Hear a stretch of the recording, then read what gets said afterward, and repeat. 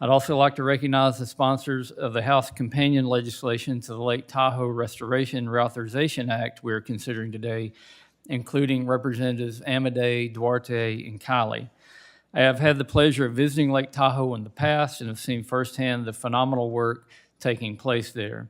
I want to yield a few minutes to the congressman who represents this area, Representative Kiley, to discuss the importance of this reauthorization a little further. Thank you, Chairman Westerman, for your leadership of the House Natural Resources Committee and for considering today the Lake Tahoe Restoration Reauthorization Act.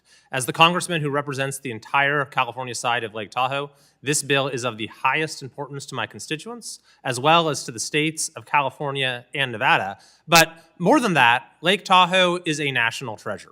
Preserving its beauty and accessibility is an important national interest and an important national responsibility, with 80% of its watershed under federal ownership. The Lake Tahoe Restoration Act has been crucial in enabling the small communities in the basin to protect the lake for all Americans and for generations to come. This bipartisan legislation has become a national model for collaboration in the name of conservation. The Restoration Act needs to be reauthorized to allow this to continue and assure continued funding for conservation efforts in the Lake Tahoe Basin. Specific programs include forest health and fuels reduction, combating invasive species, water infrastructure, and water quality improvement.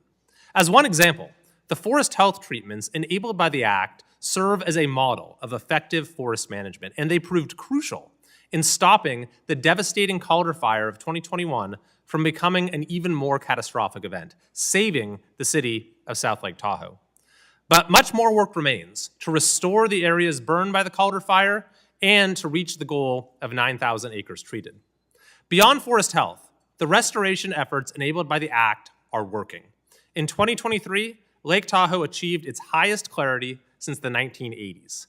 But more work is needed to reduce stormwater pollution and to reach the lake clarity goal of 100 feet.